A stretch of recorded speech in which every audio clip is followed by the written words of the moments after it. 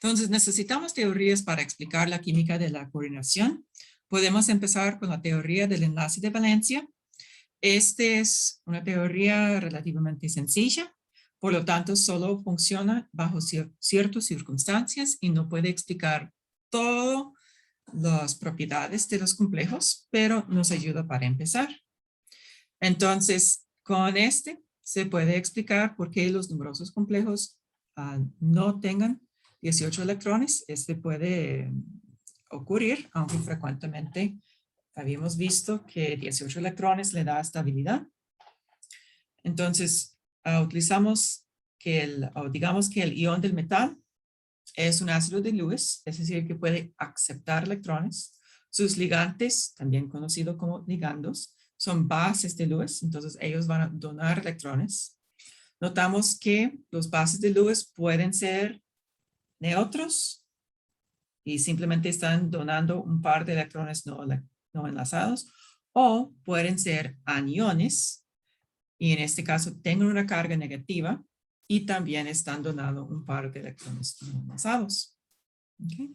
Entonces, en este caso, tenemos nuestro metal y simplemente vamos a colocar los electrones de los ligantes en los orbitales superiores vacíos del ion metálico. Esos orbitales superiores vacíos del metal tengan un nombre especial. Está abreviado como el LUMO.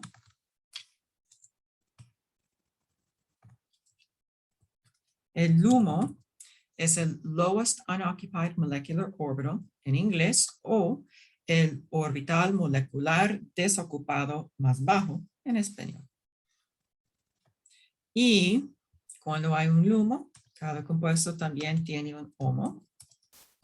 El HOMO es el Highest Occupied Molecular Orbital, o en español, orbital molecular ocupado más alto.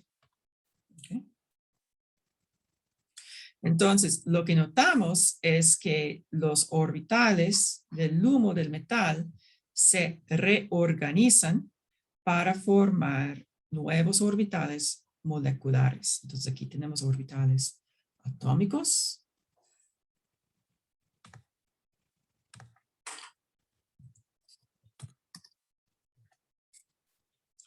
Y ellos van a convertirse en orbitales moleculares. Es decir, que son híbridos. Es muy parecido de lo que han estudiado en química general y también en química orgánica en la formación de enlaces covalentes. Recordamos que esos enlaces dativos o enlaces de coordinación no son exactamente iguales a enlaces covalentes, son más débiles de un enlace covalente normal, pero son muy parecidos. ¿Okay? Entonces, en esa teoría, notamos que la identidad de los ligantes no es importante. Simplemente estamos haciendo el conteo de cuántos electrones van a donar y colocando esos en el LUMO híbrido del metal. Entonces, según esta teoría, el color del complejo solo depende del metal y su estado de oxidación. Pero vamos a observar, y especialmente en el laboratorio virtual, ustedes van a ver en un video, que la identidad de los ligantes afecta el color del complejo. Entonces, se nota el límite de esa teoría del enlace de valencia. ¿Okay? Entonces, necesitamos un modelo que es un poco más complicado, pero que nos da mejor predicciones a las propiedades de los complejos. Y por eso tenemos la teoría del campo cristalino. Entonces, ese nos indica que los ligantes se comportan como cargas puntuales. Ay, perdón, no puedo hablar hoy en la mañana. Entonces, tenemos repulsión electrón-electrón entre los orbitales del metal y los orbitales de los ligantes. Y ese resulta en orbitales con energía más alta. Entonces, mira lo que tenemos aquí. Esos son orbitales del metal de transición. Para que ustedes puedan visualizar, tenemos un orbital DXY. Se llama DXY porque el lóbulo se encuentra entre el eje X y el eje Y. ¿Okay? Tenemos el DYZ, porque aquí tenemos la orientación en la plana Y y Z. Y también tenemos el orbital DXZ, porque estos lóbulos se encuentran en la plana XZ. También tenemos el orbital DZ cuadrado, que tiene una forma que es como un lóbulo y una dona aquí. Y ese es el orbital dx cuadrado menos y cuadrado. Entonces se encuentra en la plana XY, pero cada lóbulo está directamente en el eje X y el eje Y. Cuando combinamos esos 5 orbitales D, se ve así. Entonces aquí están en un solo átomo y hay mucha información, hay muchos orbitales aquí. Entonces aquí tenemos el ion libre. En el ion libre, cada orbital D tiene la misma energía que cada otro orbital D. Lo que vamos a formar es un complejo, y en este caso es un complejo octaédrica. En el complejo octaédrica vamos a poner un ligante en cada eje. Entonces, vamos a tener, este es octaédrica.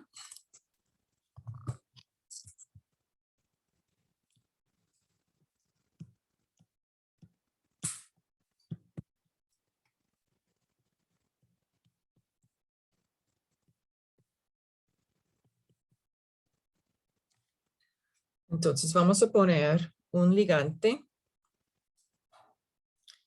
en cada eje X, Y y Z. Entonces este es nuestro eje. Y yo voy a poner, lo siento, un ligante arriba, abajo y en esta plana aquí.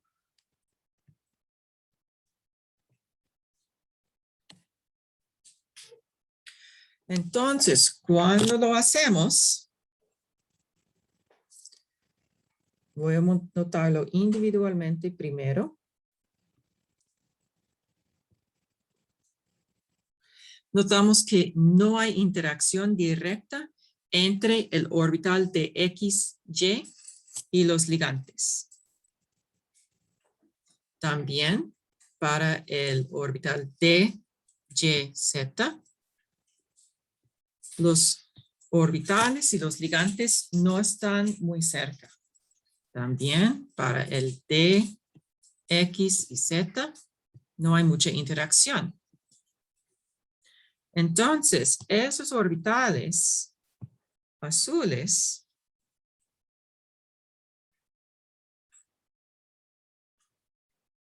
se mantienen abajo.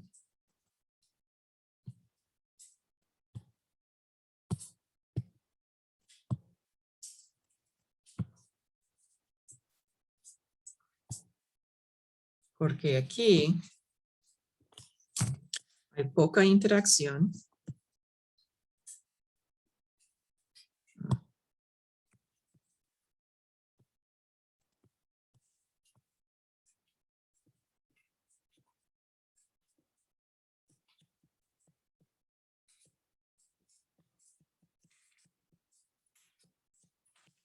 Con los ligantes. Pero cuando investigamos la relación entre el orbital de Z cuadrado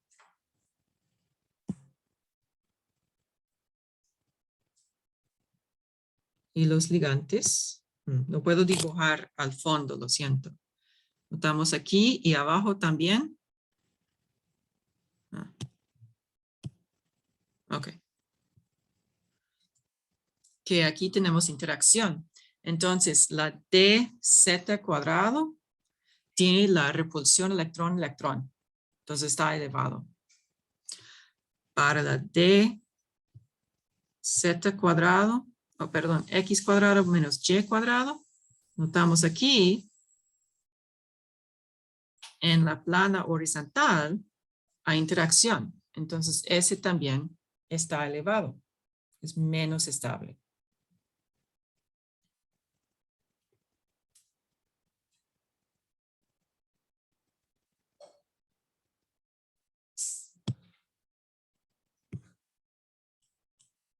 Entonces, aquí tenemos esa repulsión.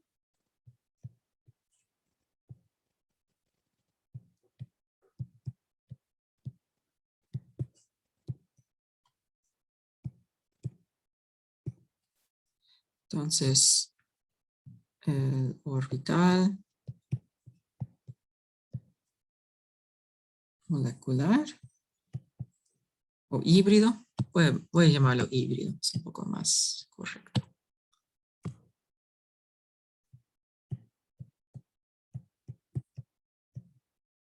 Tiene mayor energía.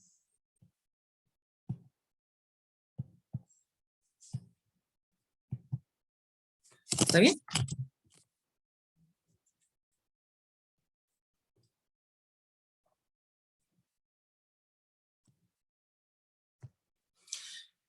Debemos notar la distribución aquí, que la diferencia entre el átomo, el ion libre y los dos orbitales elevados es 3/5 de la brecha. Y para los 3 orbitales con menor energía, la diferencia es 2/5. Entonces, el promedio de energía es igual.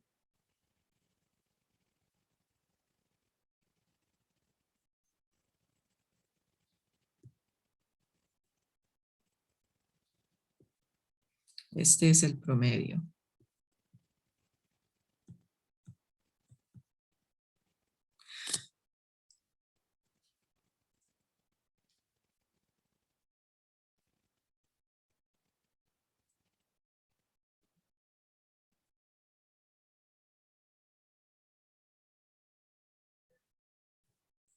Voy a continuar. ¿Está bien?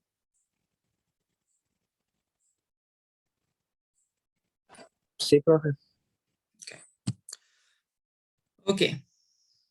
Entonces vamos a llenar orbitales octaédricos. Entonces queremos llenarlo con 4 electrones. Tenemos 2 tipos de compuestos. Son compuestos de alto spin y hay compuestos de bajo spin. ¿Okay? Alto spin se llama alto spin porque la brecha es de delta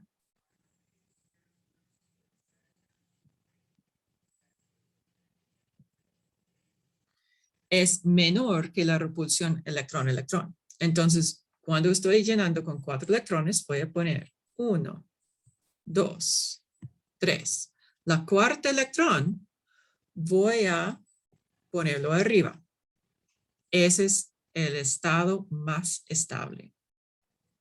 Notamos que la cuarta electrón no tiene pareja.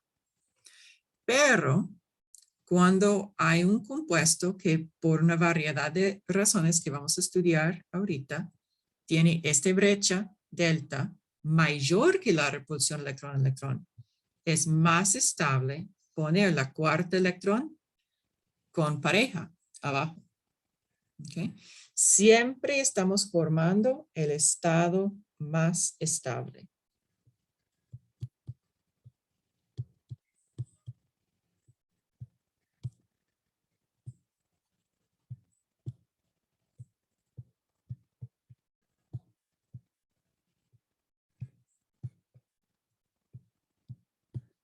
Y cuando yo quiero, bueno, cuando yo digo más estable, quiero decir que es de menor energía. ¿Okay?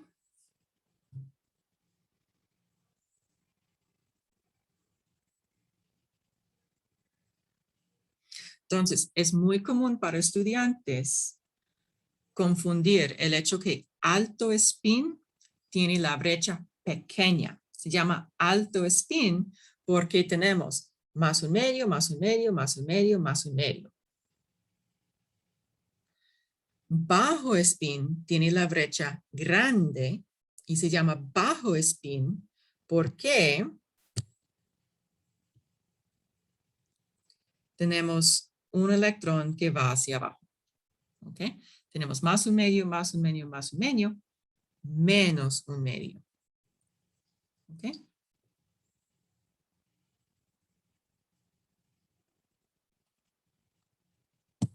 Bien. Entonces, además de compuestos que tienen una geometría octaédrica, en la lección anterior, cuando estábamos hablando de nomenclatura, habíamos visto que también es muy común tener geometrías tetraédricas. La delta de un compuesto tetraédrica es pequeña para casi todos los complejos. ¿Okay? Entonces, casi todos los complejos son de alto spin. ¿Okay? La geometría tetraédrica es más común en complejos con halógenos, por ejemplo, el ion tetraclorocobaltato, y para oxoaniones, por ejemplo, el ion tetraoxomolidato 6. Este está llamado comúnmente molidato. ¿No? Entonces ahora vamos a ver qué ocurre cuando formamos este complejo. Cuando formamos el complejo, los ligandos estén en estas posiciones. Están como en 4 de los vértices de un cubo. ¿Verdad? Notamos que esos vértices, y es muy difícil mostrarlo en 3 dimensiones, pero si estamos tratando de identificar dónde, a cuáles orbitales están ubicados cerca al DXZ,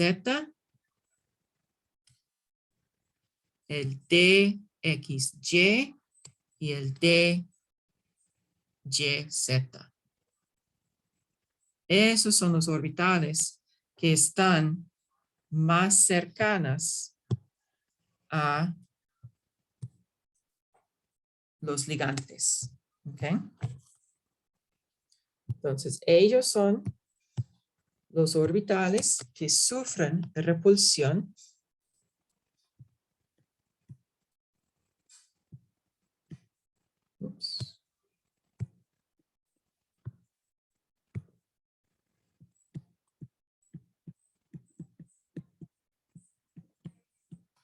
con los ligantes.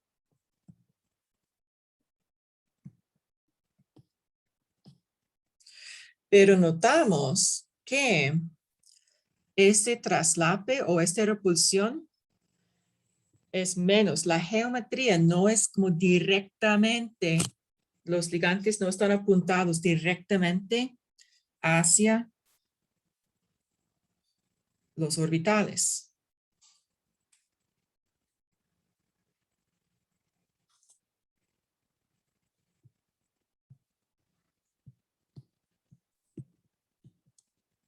La geometría tetraédrica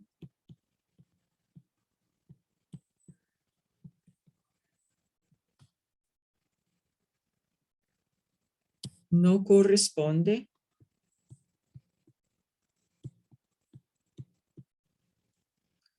directamente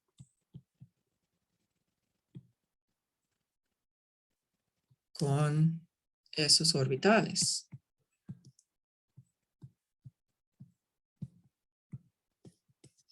Por lo tanto, la repulsión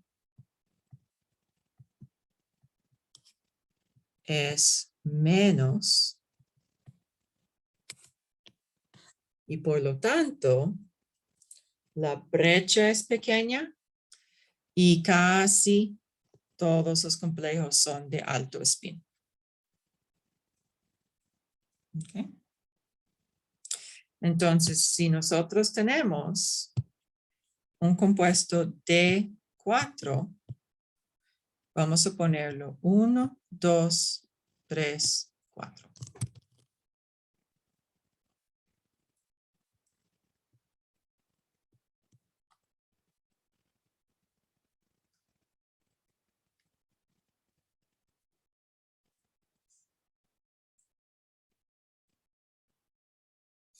¿Todo bien?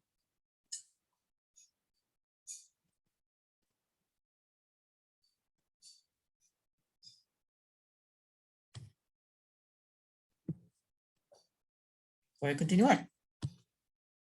Ok, entonces, de una manera cualitativa, vamos a notar que la separación entre los niveles energéticos, este delta, esta brecha, depende de la identidad del metal. Entonces, la delta es 50% mayor cuando es un metal 4D, es decir, en la tabla periódica, ¿verdad? Es 25% mayor para 5D que para 4D. Okay. El estado de oxidación del metal. Bueno, perdón. Lo que tengo aquí no es una frase completa. Es para 4D que para 3D. Estamos hablando en la tabla.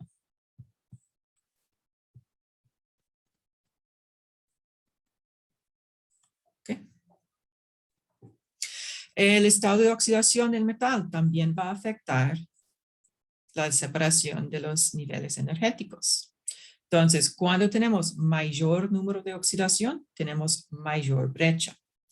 Por ejemplo, el cobalto 2, sus complejos en general son spin alto, pero el cobalto 3 en general forma complejos spin bajo.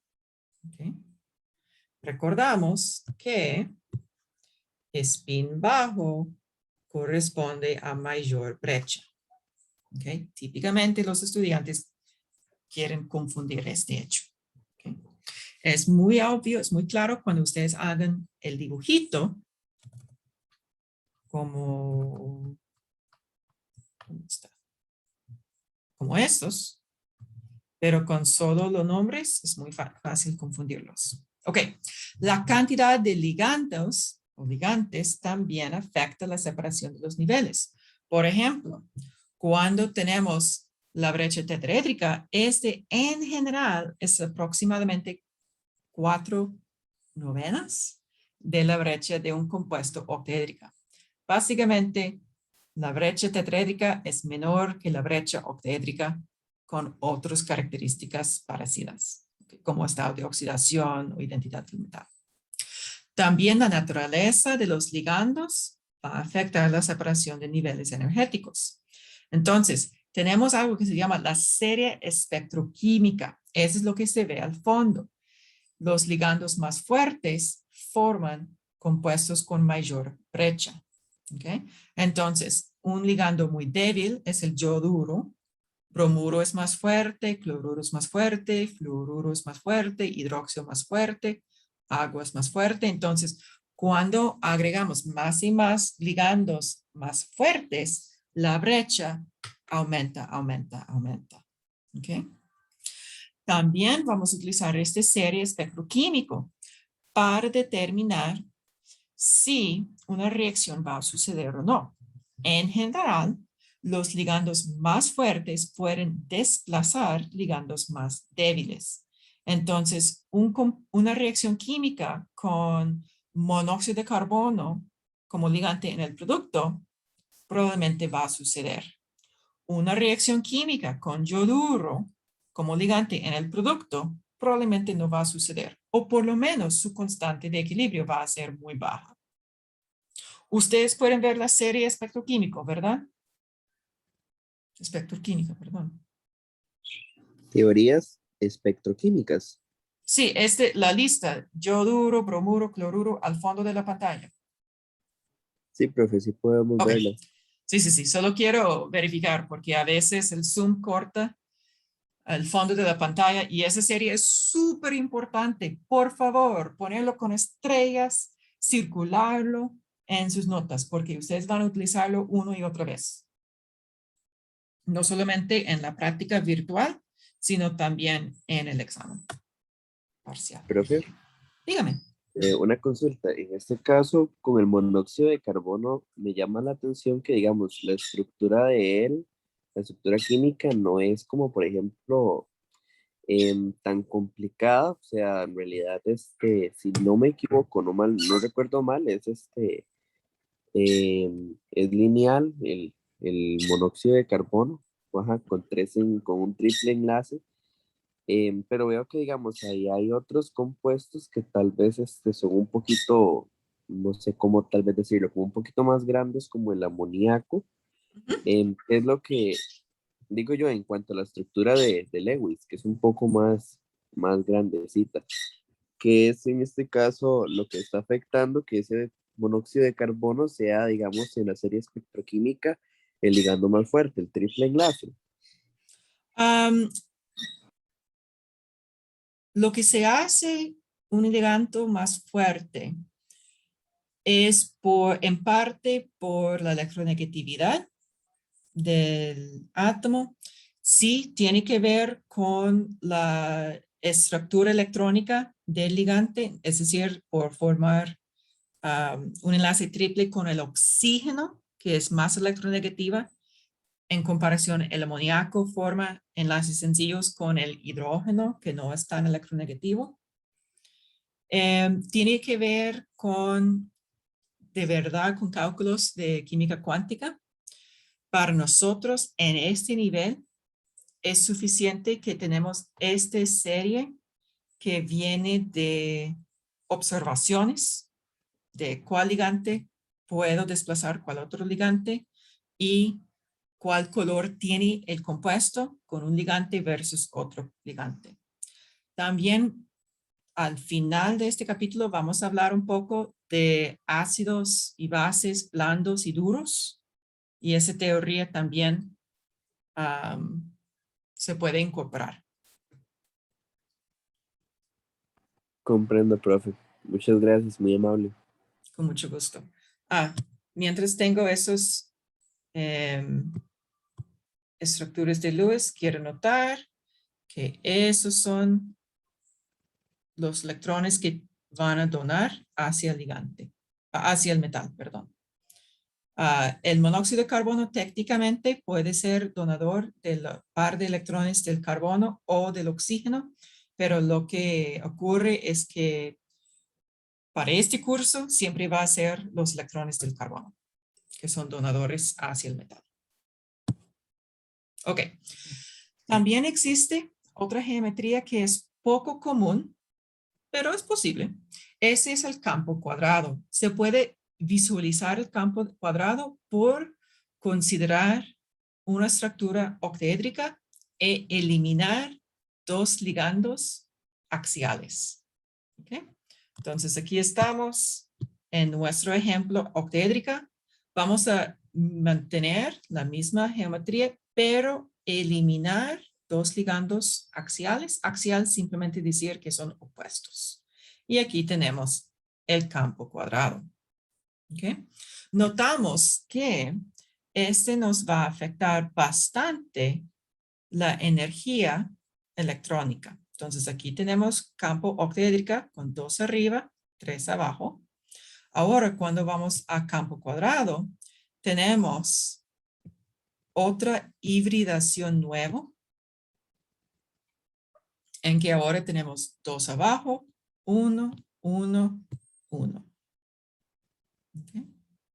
Notamos que la cantidad de electrones, 2, 4, 6, 8, 2, 4, 6, 8, es igual en este ejemplo.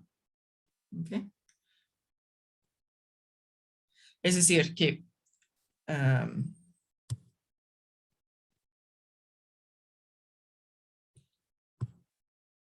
este es así fuera.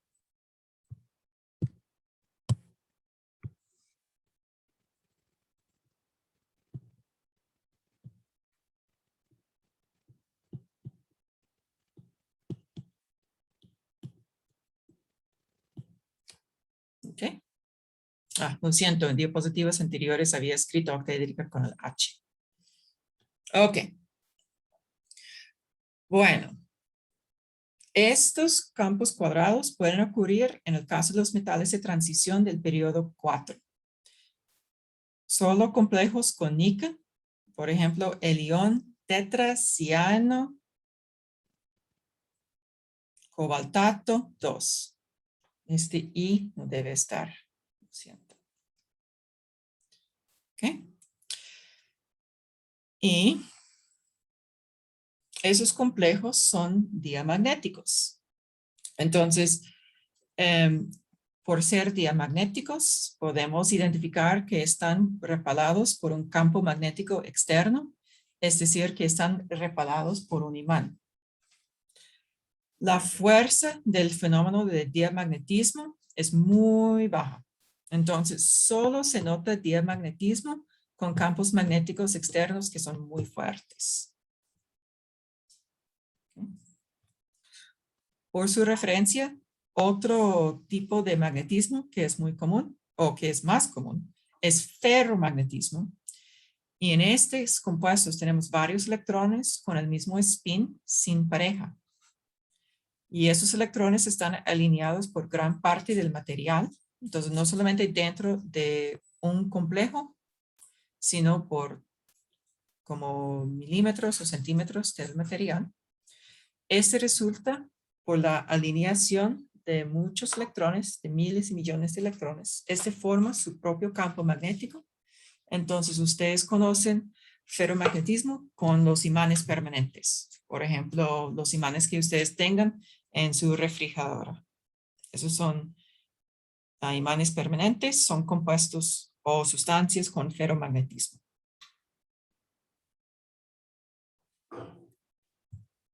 Ok. Profe, Dígame. disculpe, es que me quedó una duda de la diapositiva anterior a esa, en, Sí. digamos, la serie. Es que no sabía cuál es el que está en el medio del, bueno, antes del amoníaco, que dice N. Ajá. Sí. Recordamos este de nomenclatura, la primera parte del capítulo 18 es este. Y que tiene 2 electrones no enlazados. Es el 1, 2, diamino. Lo digo muy mal. Es un ligando didentado.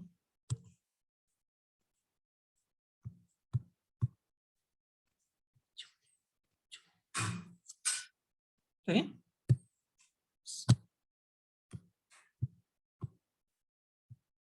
Gracias por la pregunta. Gracias, este programa bien.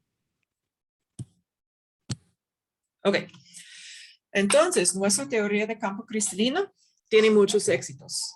Está utilizado para explicar correctamente las propiedades magnéticas de los complejos, es decir, si es diamagnético o ferromagnético, por ejemplo. También nos ayuda a explicar esta tendencia mostrado en el gráfico que no es lineal de las entropías de hidratación. Si estamos utilizando un modelo más sencillo, podemos esperar que la carga nuclear efectiva nos va a dar la tendencia para la entalpía de hidratación. Es decir, conforme aumente la carga nuclear efectiva del metal, esperamos que la entalpía de hidratación es más negativo. Eso es lógico porque la carga nuclear efectiva es más o menos,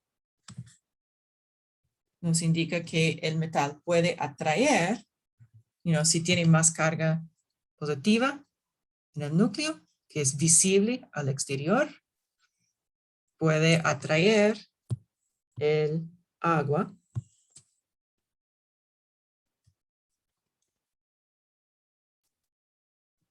hacia así.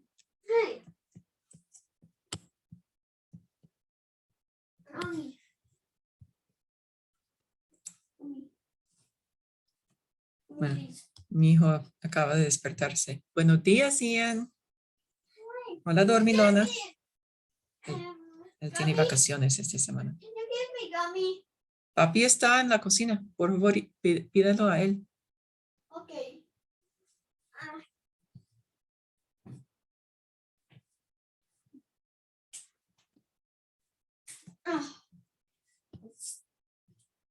Papi, can I have gummies? I'm scared. Gummies.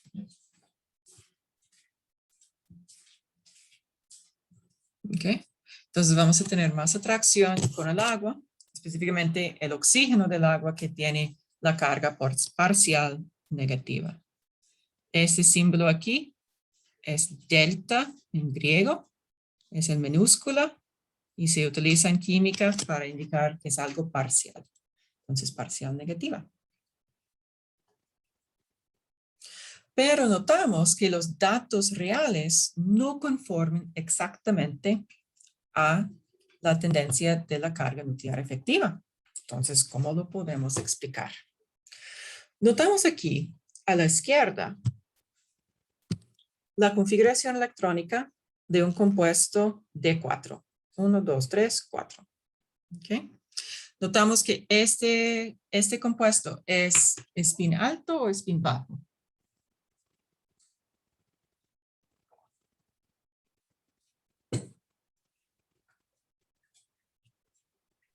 Bajo. Bien.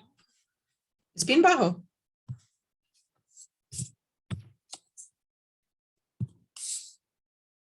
Pero todos los spins van hacia arriba. Arriba, arriba, arriba, arriba. Ese es spin alto.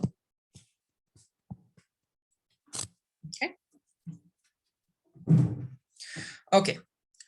Recordamos que voy a cambiar el color. En comparación con el ion neutro,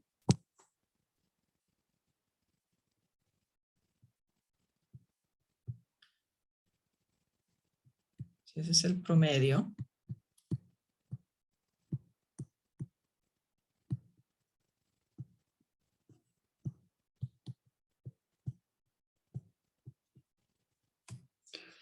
La diferencia hacia arriba va a ser 3 entre 5 de la brecha y hacia abajo va a ser 2 entre 5 de la brecha. Ustedes pueden ver el cálculo al fondo de la pantalla. Este es el cálculo de la energía de estabilización del campo cristalino. Entonces tenemos negativo por la suma de 3 electrones abajo. Entonces 3 electrones nos da el 2/5 de la brecha, más un electrón arriba, que nos da 3/5 de la brecha octaédrica. Y por lo tanto, la energía de estabilización es menos 0,6 por la brecha octaédrica de este compuesto. ¿Ok? Entonces, lo que tenemos, este corresponde a D0, D1, D2 D3, D4, D5, D6, D7, D8, D9 y D10. ¿Está bien? Entonces, ¿dónde va el primer electrón? El primer electrón va abajo.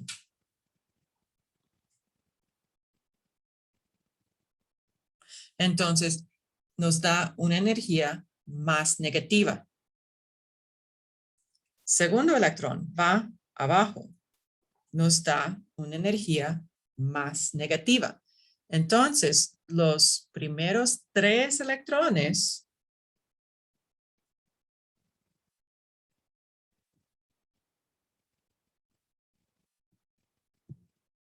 va abajo. Van a formar el negativo, porque es menor, 2/5.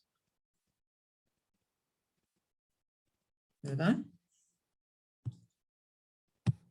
La cuarta electrón va arriba.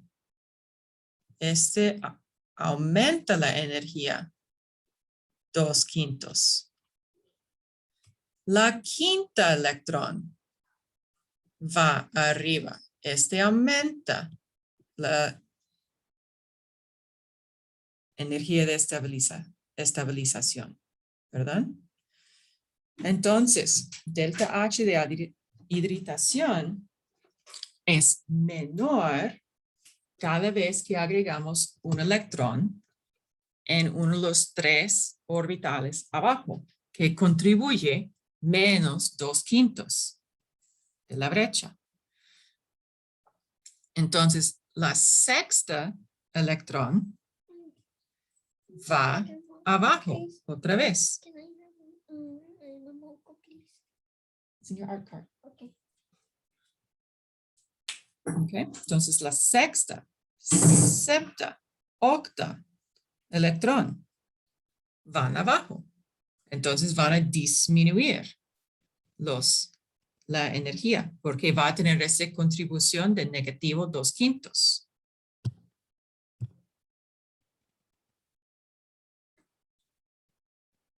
¿Cómo estamos? Yo voy siguiendo bien lo que explica, profe. Ok. Podemos notar que para D0, D5 y D10, esos siguen perfectamente o casi perfectamente la tendencia predecida por la carga nuclear efectiva. ¿Por qué? Tenemos la misma cantidad de electrones.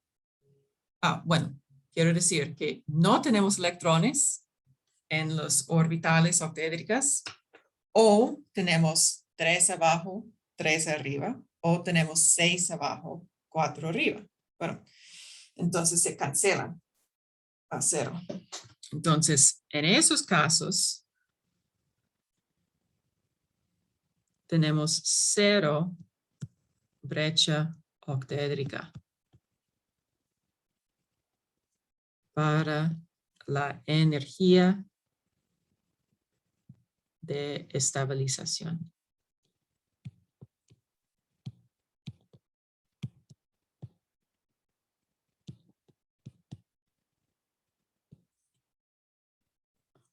Okay. Vamos a notar brevemente que el scandio D1 no está incluido en el gráfico porque es una excepción que no comporta como los otros metales de transición en esta serie. La razón de que es una excepción es más complicado de lo que tenemos que aprender en este curso porque aún estamos solamente en fundamentos. Para entender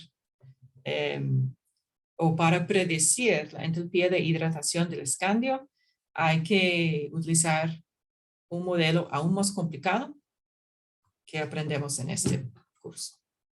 Entonces no se preocupen por ello.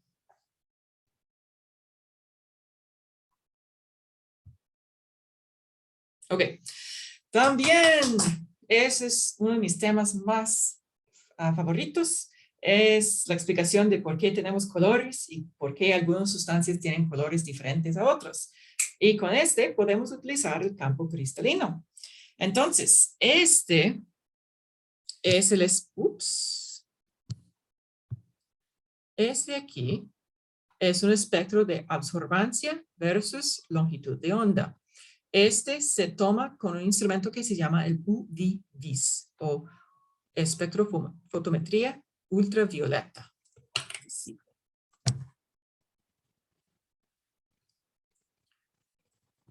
Pero todos se hagan la abreviación de UV-Vis. Ok, lo que notamos es no absorbe a 700 nanómetros. La absorción aumenta hasta un pico de aproximadamente 520 nanómetros y después disminuye y absorbe un poco a 400 nanómetros. ¿Verdad? Y esta curva tiene el máximo que corresponde a la energía absorbido, que es igual a la brecha. Esta brecha aquí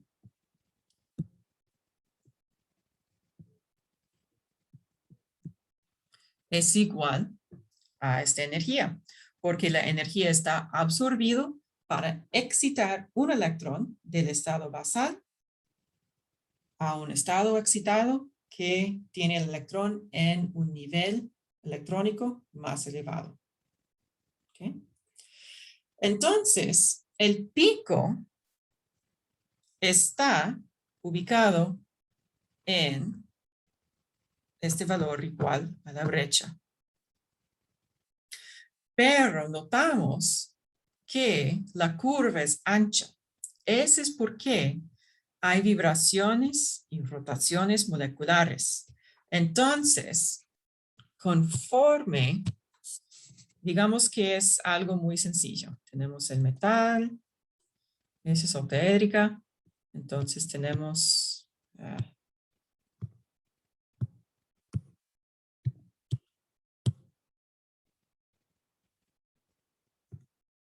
unos ligandos.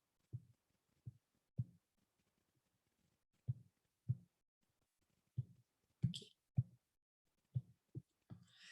Y a veces el metal va a hacer una vibración. Entonces, digamos, para simplificar, todas las distancias son más cortas.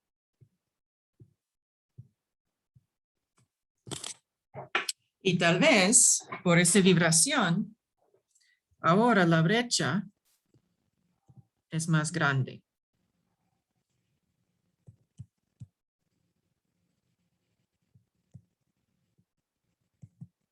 Voy a llamarlo brecha delta vib por una vibración.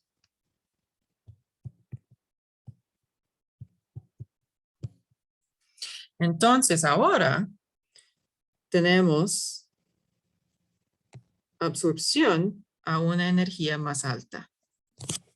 ¿Okay? Y podemos imaginar que las vibraciones tienen una extensión como continua, perdón. Entonces tenemos esta absorción ancha.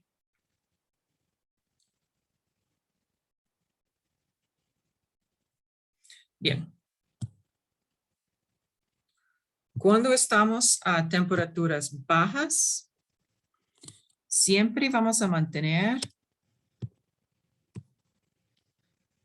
el pico en la misma posición.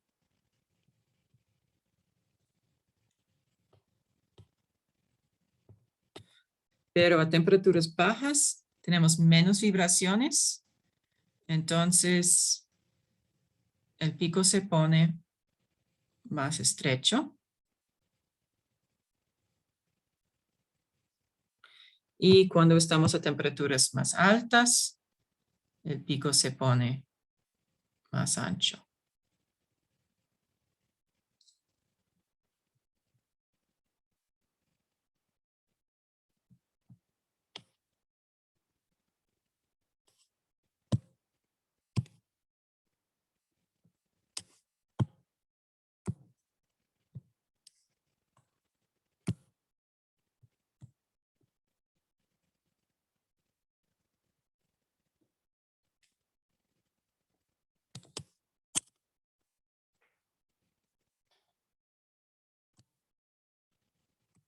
¿Está bien?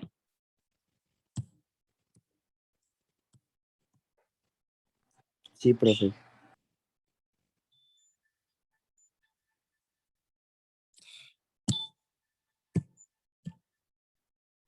Un día vamos a disfrutar de clases presenciales otra vez y no voy a tener que pelear con este lápiz.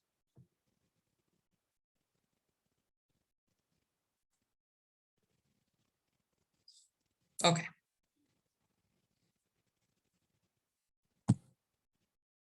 Ok. ¿Alguno más sobre los espectros electrónicos? Hay algo que se llama transiciones posibles y transiciones imposibles. Notamos que un compuesto D9, se llama D9 porque podemos hacer el conteo de 9 electrones, tiene una transición de excitación posible. Simplemente se haga la excitación de un electrón que estaba abajo a un nivel más arriba. ¿Okay? Notamos que spin abajo sigue siendo spin abajo. El spin, ¿okay?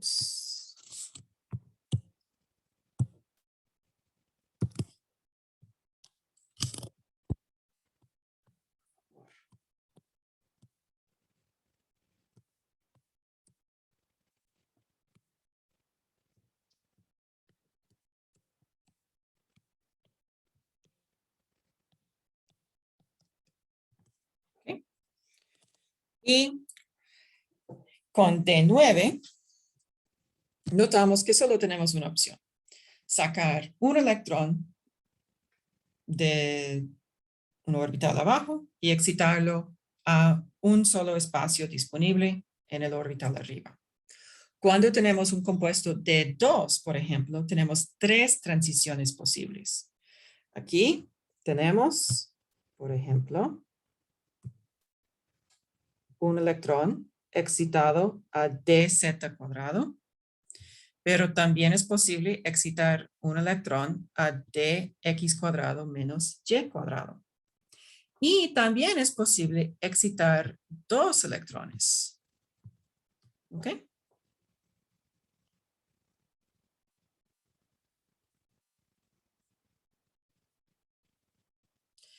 Este va a cambiarlo para que la curva de absorción tiene más picos. Pero también hay transiciones prohibidos. Y en este caso, el spin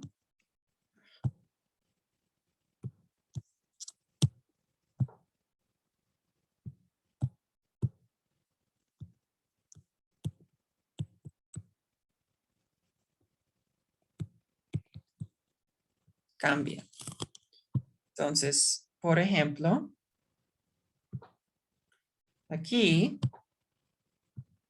tenemos este electrón que es spin arriba y en este estado excitado es spin abajo. ¿Okay? Entonces se llama prohibido. Quiero notar para spin alto de 5, aquí tenemos el ejemplo, ese es spin alto con 5 electrones. Las únicas transiciones posibles son prohibidos por el spin. ¿Por qué? Tenemos un spin arriba y ahora es spin abajo. Cuando digamos que es prohibidos, en realidad no es prohibido. Aún puede ocurrir, pero es improbable.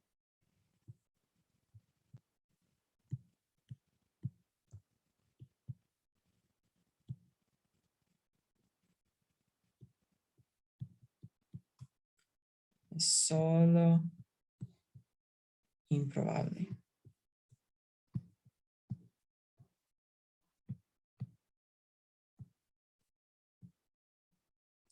Okay. Entonces, como resultado, los complejos que son spin alto de 5, por ejemplo, el hexaacuo manganeso 2 y hexaacuo hierro 3, tienen colores muy pálidos. Okay. Entonces, spin alto de 5 resulta en colores muy pálidos.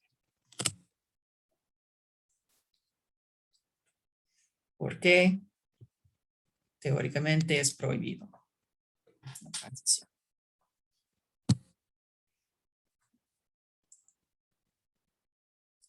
Ok, quiero saber si ustedes necesitan un descanso.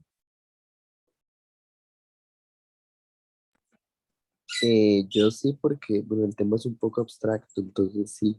Sí, es muy útil tomar unos 10 minutos para estirar el cuerpo, tal vez revisar un poquito las diapositivas anteriores. Vamos a tomar un descanso por 10 minutos. Bueno, la meta es identificar por qué algunas sustancias tienen color y el color que tengan, cuál es el origen de este. Entonces debemos repasar brevemente la luz, porque es la luz visible que nosotros interpretamos como color basado en las proteínas en nuestros ojos, que son receptores a ciertas longitudes de onda.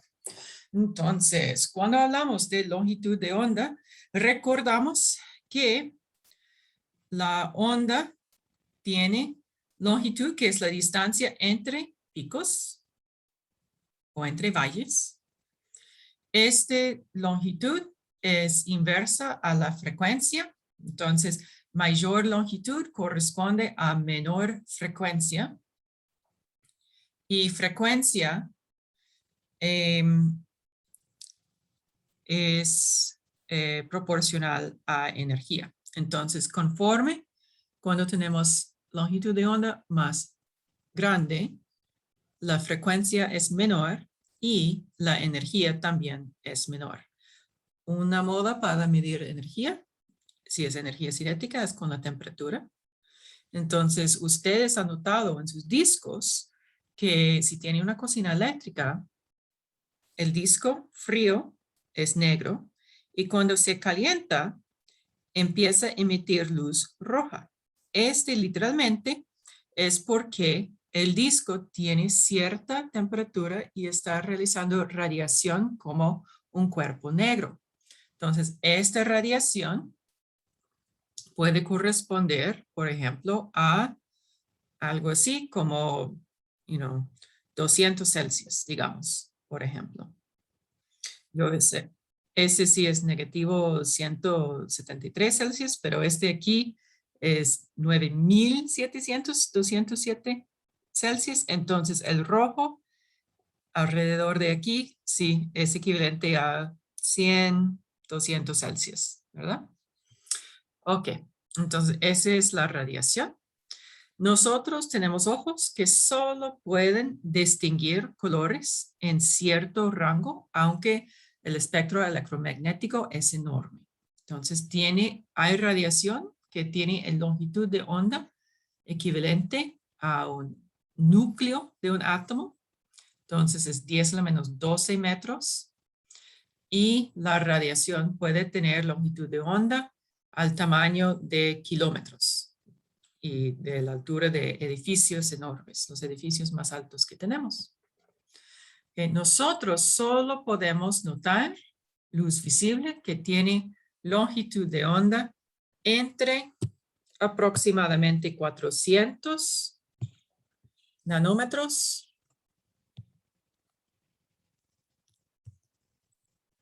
que es el color morado, hasta aproximadamente 750 nanómetros, que es el color rojo. ¿Okay? Y esos tienen el tamaño más o menos de algunos protozoas, más grande que moléculas, por lo tanto las disoluciones no pueden dispersar la luz, pero tengan color porque la diferencia entre en la brecha de las moléculas y los compuestos a veces es igual a energía que corresponde a luz visible.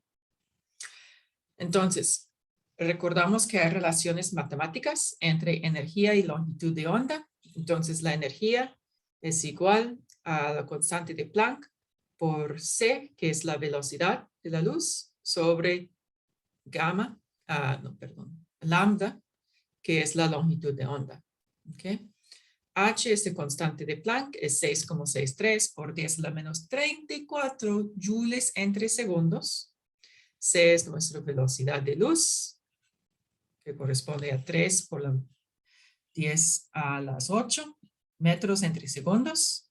Esa es la velocidad de luz en el vacío. La luz de verdad anda más lento cuando pasa por la atmósfera, especialmente cuando pasa por el agua, por ejemplo. ¿Okay? Y también podemos escribir energía en términos de la frecuencia. Entonces, la energía es igual a la constante de Planck por la frecuencia de la luz. ¿Okay?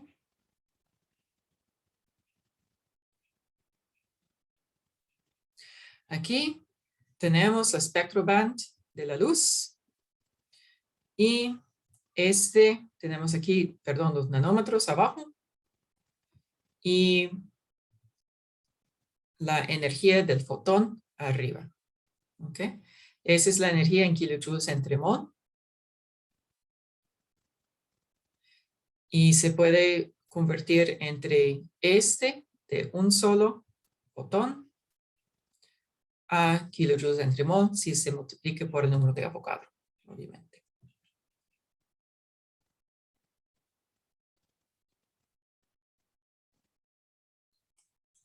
Ok. ¿Cómo es nuestra percepción del color? Tenemos la formación de color aditivo cuando mezclamos, por ejemplo, pintura verde con rojo o azul. ¿Okay? Esos son, bueno, perdón, esa no es pintura, esa es una lámpara. Tenemos una lámpara verde, una lámpara rojo y una lámpara azul. Por las combinaciones de ellos, obviamente podemos tener puro verde, puro azul y puro rojo. Podemos mezclar la lámpara verde con rojo para darnos amarillo, por ejemplo, azul con rojo para darnos morado o magenta. Y tenemos verde con azul para darnos ciano. ¿Okay? Ese es cómo funciona su televisión. Típicamente las televisiones hoy en día son de LED, Light Emitting Diode, un diodo de emisión de luz. Entonces, por cada píxel hay 3 diodos, un diodo verde, un diodo rojo y un diodo azul. Cuando se encienden los 3 píxeles, tenemos el color, cuando encendemos los 3 diodos, el píxel se ve blanco. Okay. Aquí también tenemos mezclando subtractivo. Eso es lo que se hace con la pintura. Okay. Por eso podemos mezclar pintura azul con pintura amarillo, amarillo para darnos pintura verde. Okay. Y esos son los experimentos que ustedes han hecho en las escuelas. Okay.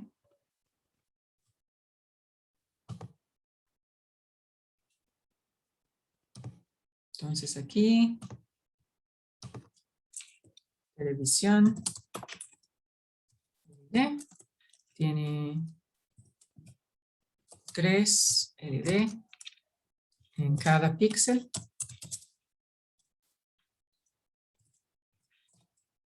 Enciende o no cada LED.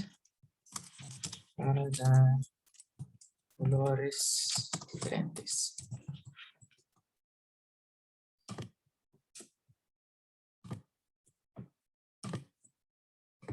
Okay. Y el otro lado tenemos la mezcla de pinturas.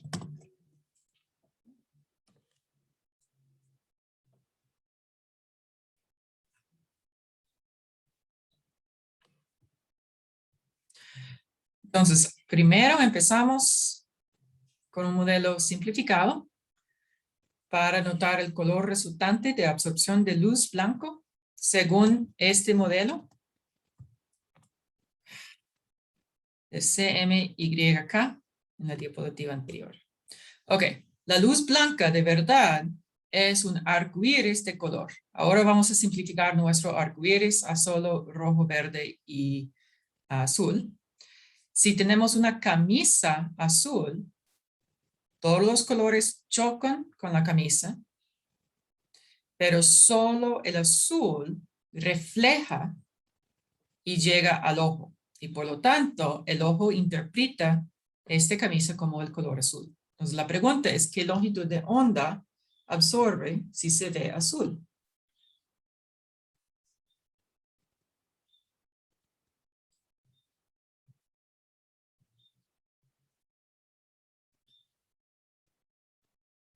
Y podemos interpretarlo como la camisa absorbe todos los colores excepto el azul, que refleja.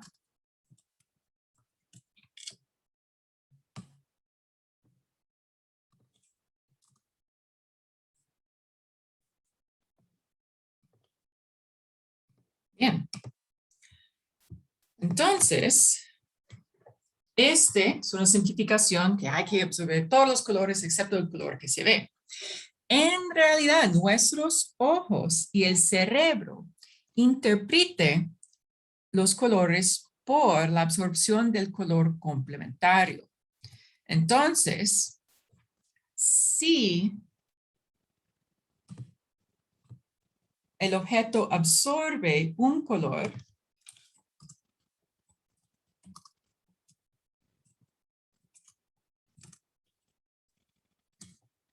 y refleja todos los otros colores, está interpretado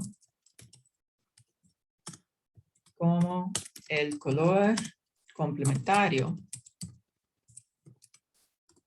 por el cerebro. Okay. Entonces, al principio, tenemos este, es la rueda de colores complementarios. Entonces, si la camisa absorbe anaranjado, se ve azul. Si la camisa absorbe morado, se ve amarillo.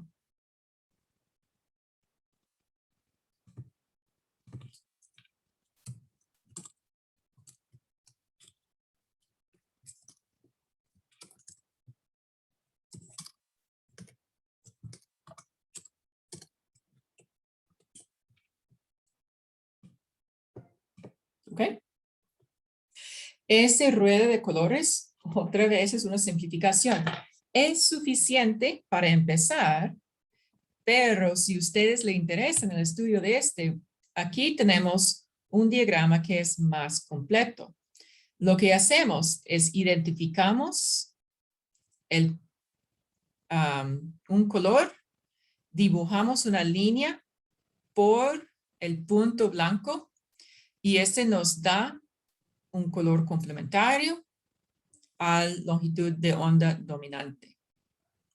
Entonces, por ejemplo, si se absorbe luz a 600 nanómetros, el objeto se ve este tono de celeste.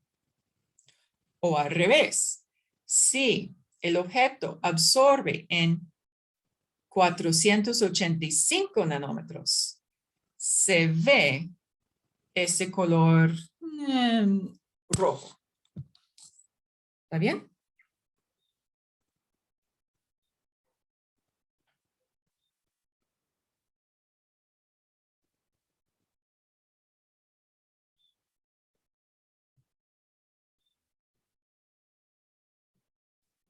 Ok, vamos a continuar. Entonces, aquí tenemos una disolución con un complejo octaédrico que se ve amarillo al ojo. Yo quiero saber a qué longitud de onda aproximada está absorbiendo. Y parte 2, un complejo metálico octaédrico absorbe luz con un máximo de 535 nanómetros. ¿Cuál es la separación del campo delta octaédrico? Y vamos a querer este en kilojoules. Voy a darles un par de minutos.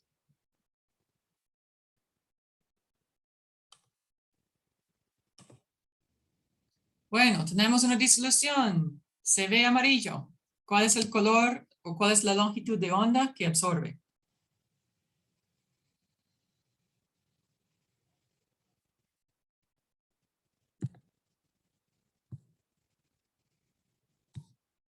¿Qué? Se ve amarillo.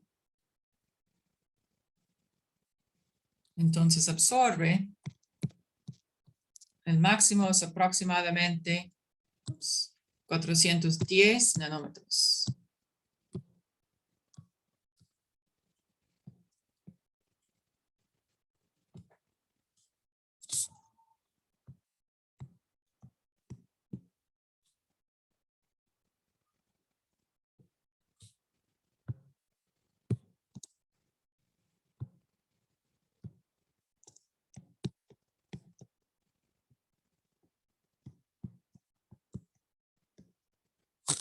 Bien, ahora tenemos un complejo metálico octaédrico. Se absorbe luz al máximo de 535 nanómetros. ¿Cuál es la separación del campo en joules?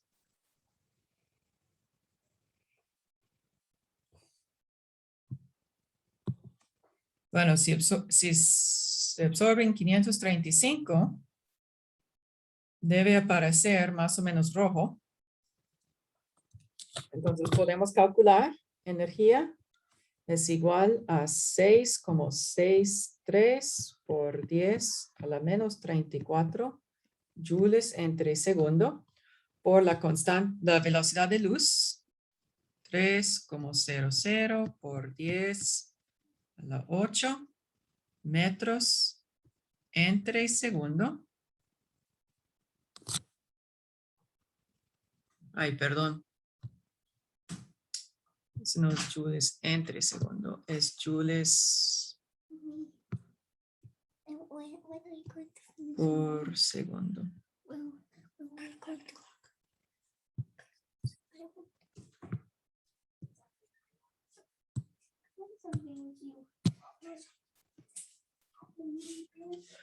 Y todo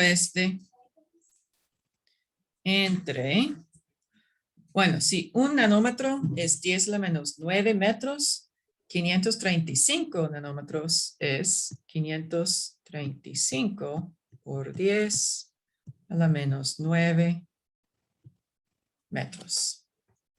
¿Verdad? Sí, profe. Ponemos todo esto en la calculadora y nos da, si no estoy equivocada, 3,72 por 10 a la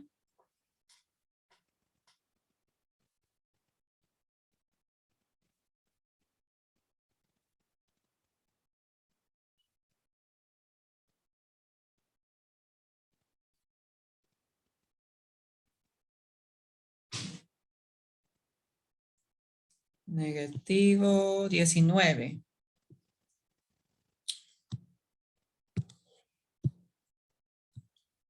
¿Alguien puede confirmar? Joules.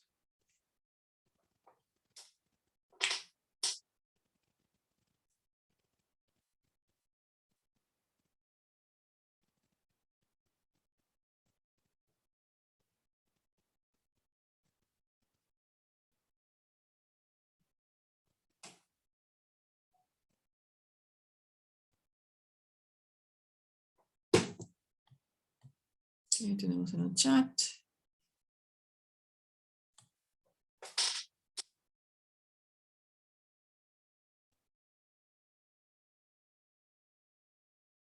Bueno, así es.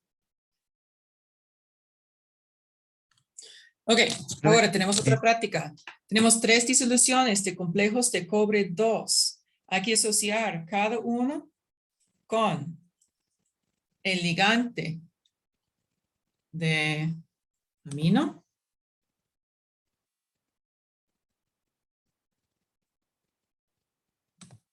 Uno con el ligante cloro y otro con el ligante aquo.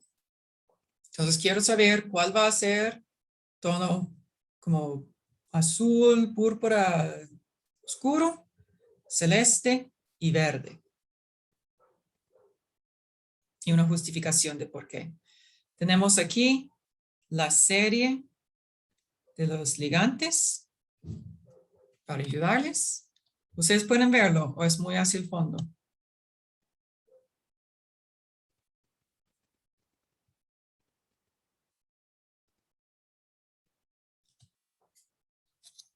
Sí se puede ver, profe.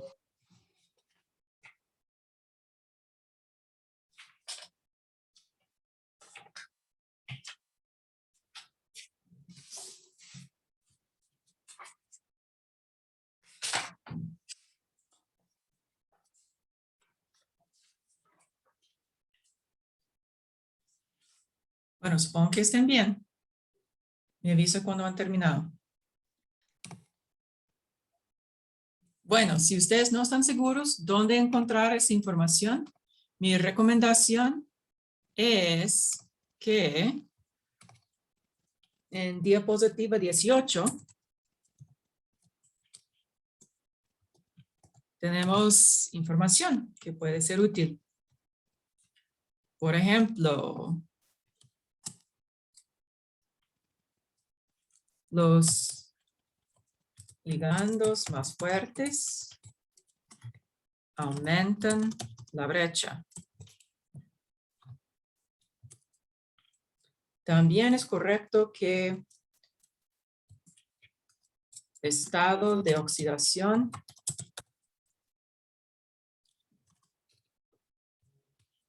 mayor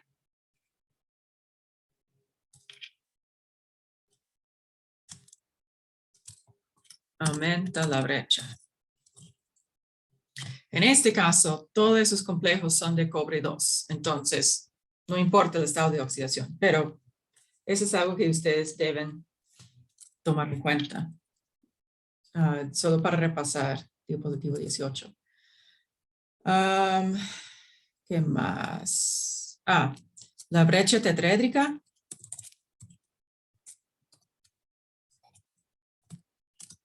es menor, aproximadamente 4,9, entre 9, de la brecha octaédrica.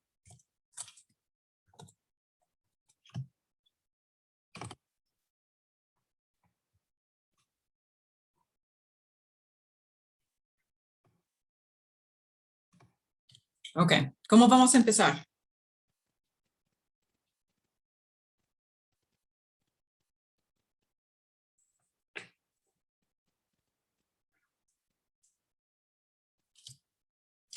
Basado en lo que el color que se ve, ¿cuál es el color absorbido para esas 3 disoluciones?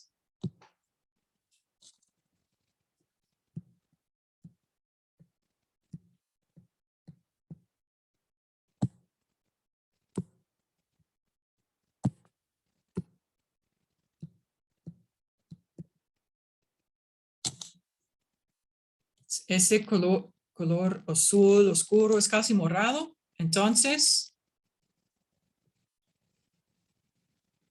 color absorbido tiene 570 nanómetros aproximadamente, es amarillo.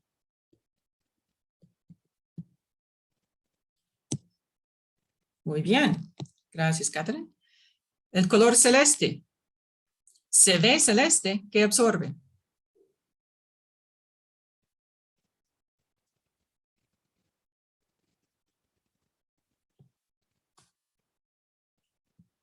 $610. Absorbe. Muy bien, naranjo.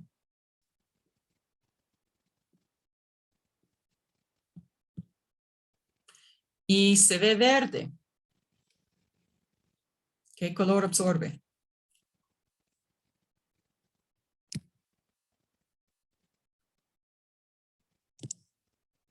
Muy bien. El rojo.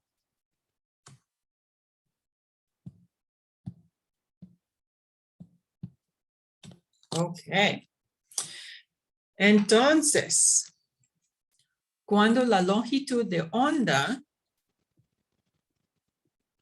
es mayor, la energía de la brecha es menor. ¿Okay? Entonces, esa es la brecha más grande.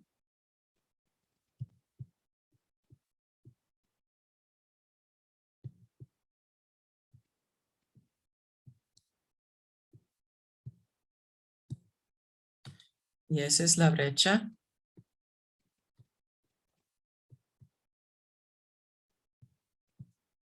más pequeña. Más pequeña. Ok. ¿Cómo vamos a tener la brecha más grande? Por tener el ligando más fuerte.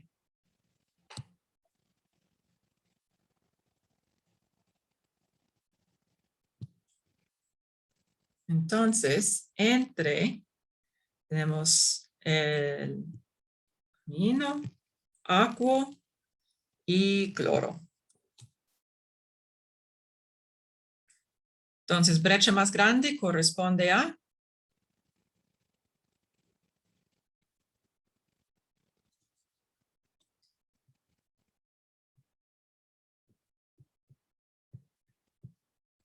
hexamino cobre 2.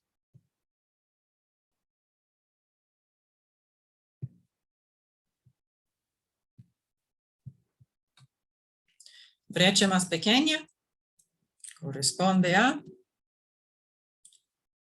tetracloro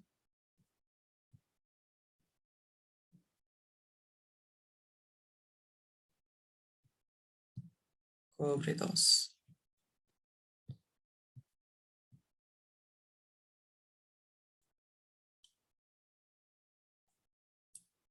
Y el aquo debe ser el celeste.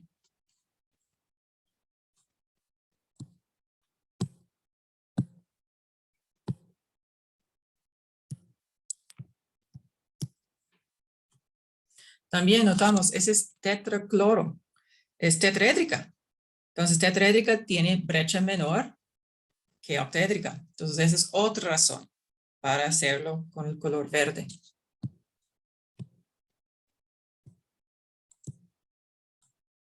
Y el amino es octaédrica.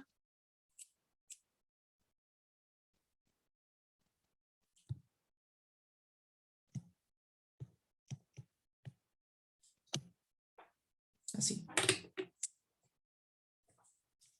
¿Preguntas?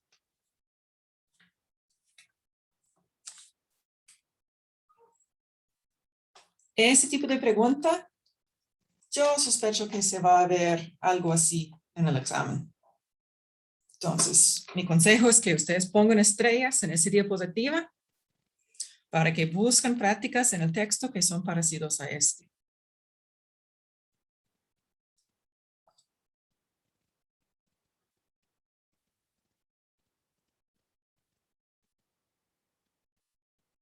¿Preguntas?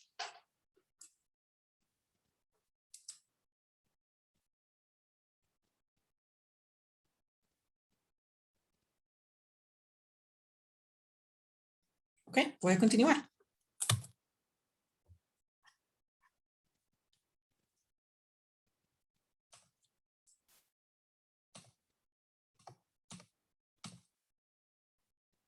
Ok, ahora vamos a mejorar un poco más nuestra teoría. Tenemos la teoría de orbitales moleculares. Es un poco más complicado, aún más complicado, pero con este podemos distinguir otras tendencias en las propiedades de los complejos. Entonces, sabemos que la teoría del campo cristalino supone que la interacción entre el metal y el ligante es de naturaleza puramente electrostática. Pero en realidad los orbitales del metal y los ligantes se traslapan, lo que confiere un alto grado de covalencia a los enlaces.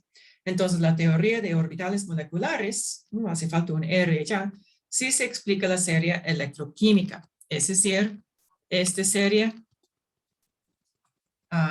de la fuerza de los ligantes, ¿verdad? Ok, aquí tenemos la mezcla del LUMO del metal, sus orbitales atómicos, el HOMO de los ligantes. Recordamos que HOMO es Highest Occupied Molecular Orbital, orbital molecular ocupado más alto. LUMO es Lowest Unoccupied Molecular Orbital, orbital molecular desocupado más bajo. Esos van a mezclar y combinarse para formar orbitales moleculares, también conocidos como orbitales híbridos, ¿verdad? Notamos que en este ejemplo tenemos esos orbitales llenos. Este es la brecha octaédrica que hemos hablado hasta este punto, ¿verdad? Mira, 2 arriba, 3 abajo. Esa es una brecha octaédrica. ¿Ok? Y se puede notar que cualquier electrones pueden venir del metal o del ligante. Bueno, siempre vienen al menos 2 ligantes, perdón, al menos 2 pares de electrones de cada ligante. Y a veces vienen electrones del metal y los electrones están ubicados primero en los orbitales más bajos. Aquí tenemos 2, 4, 6, 8, 10, 12 electrones. Aquí tenemos 2, 4, 6, 8. Entonces vamos a agregar más electrones para seguir llenando.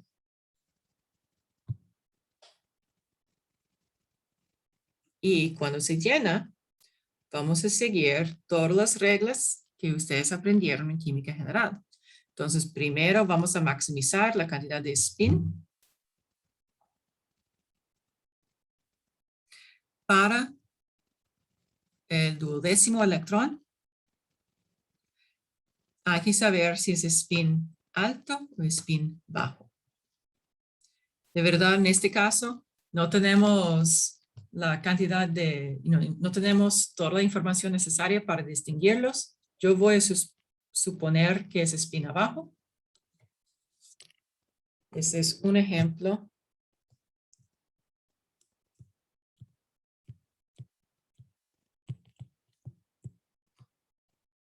de spin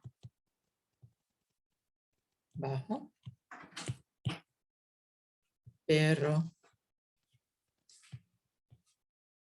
no hay información suficiente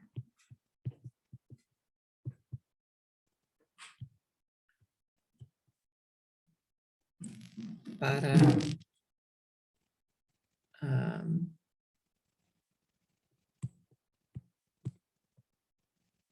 indicar si es bajo o alto. Ay, lo siento por la escritura. Uy. Okay, entonces yo elegí spin bajo aleatoriamente. Okay. Ok. También con esa teoría tenemos cosas que son un poco más interesantes con los ligantes. Es posible que hay ligantes donadores pi. ¿Ok? Entonces, es decir, que son electrones en un enlace pi que estén donados. Por favor.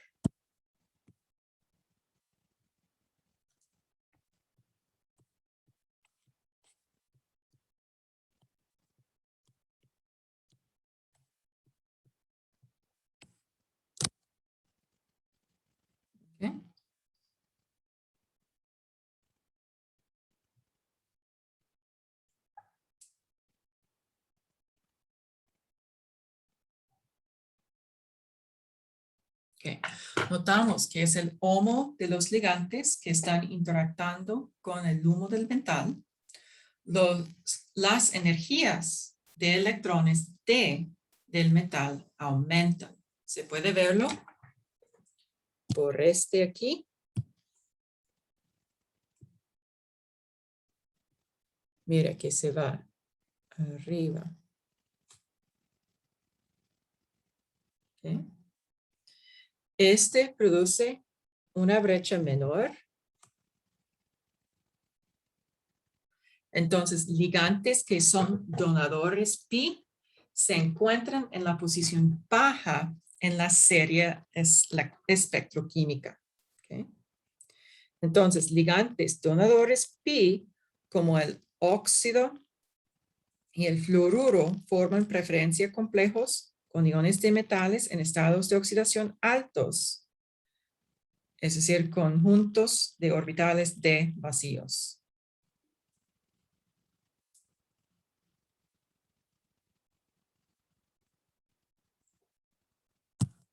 Okay. También hay orbitales moleculares con ligantes aceptores pi. Okay.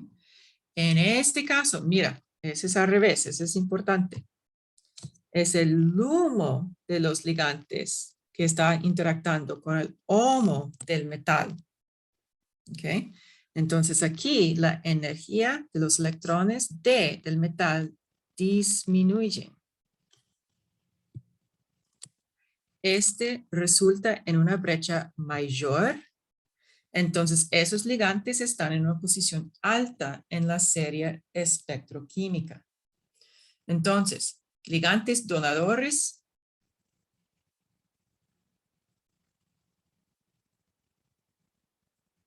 Un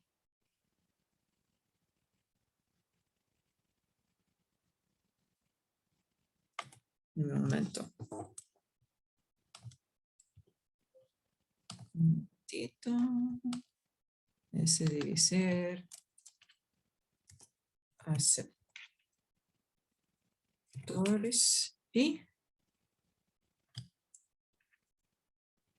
okay.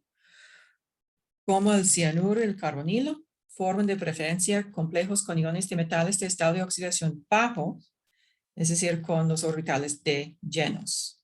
¿Sí? Entonces, ¿cómo es posible que son ligantes aceptores pi? Ustedes recuerdan, tal vez, de química inorgánica, de que cuando tenemos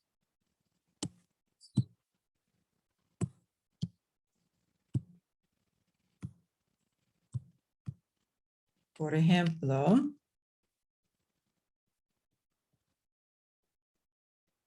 el enlace triple,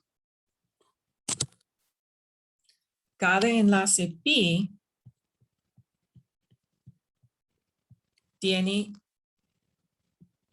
un orbital anti-enlazante.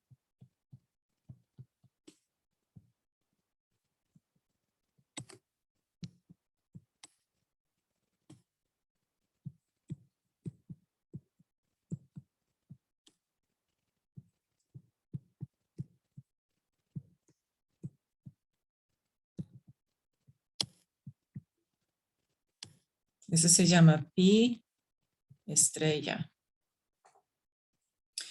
Y el metal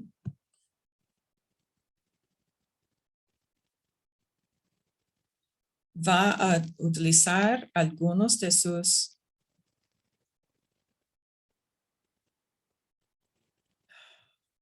electrones. Por favor, deja de borrar.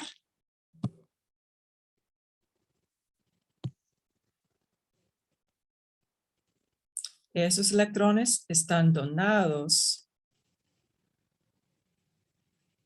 al orbital antienlazante pi del ligante.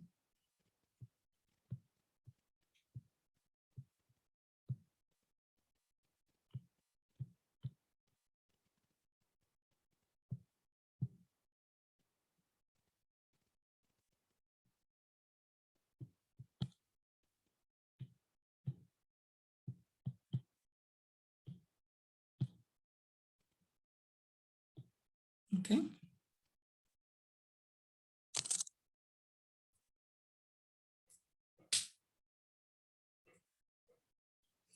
vamos a notar que aún tenemos un par de electrones en el ligante.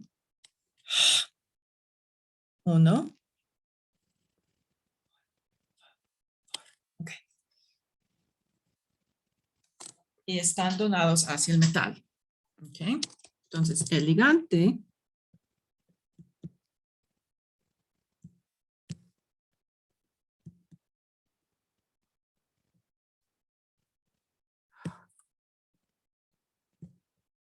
aún dona electrones no enlazados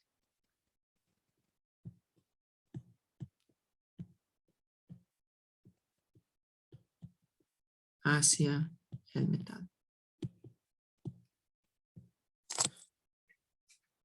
¿Ok?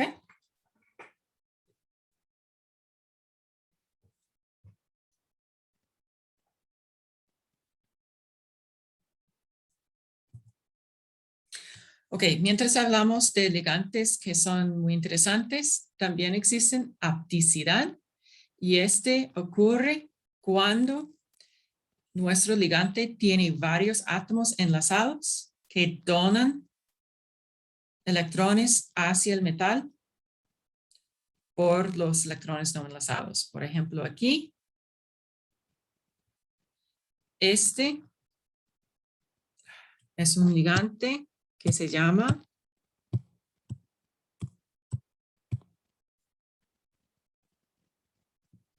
eteno por su enlace doble. Y el enlace doble es lo que va a donar electrones hacia el metal.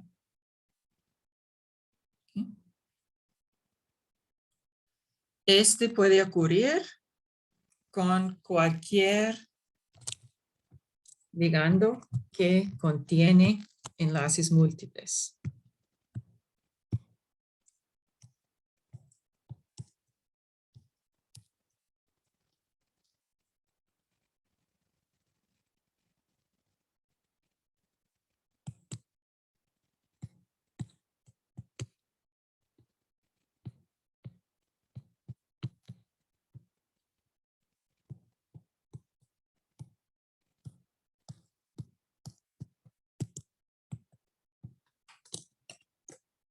¿Okay? Y no siempre va a ocurrir, pero solo puede ocurrir.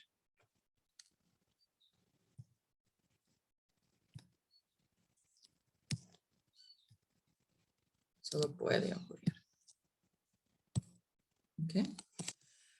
Ok, muy en breve, ¿por qué vamos a estudiar tanto los complejos de metales de transición? Bueno, primero es interesante, son muy bonitos, pero más que todo es porque muchos catalizadores son complejos de metales de transición. Aquí tenemos un ejemplo de un catalizador de Wilkinson.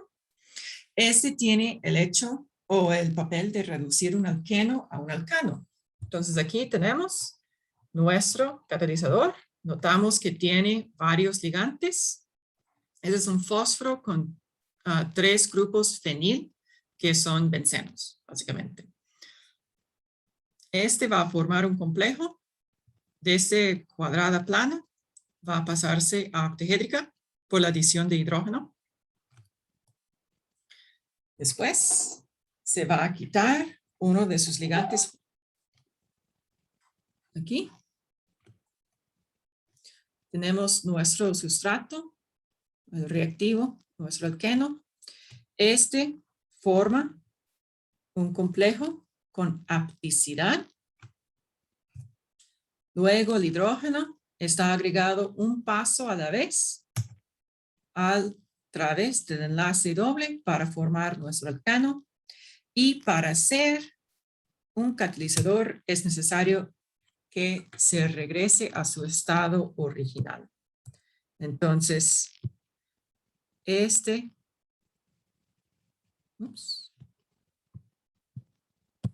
ligante que salió este paso, regrese para regenerar el catalizador.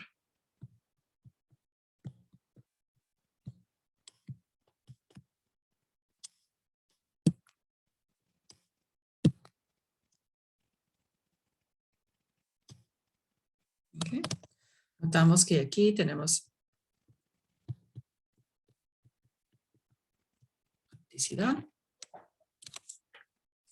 Entonces, en el examen, ¿cómo voy a evaluar algo así?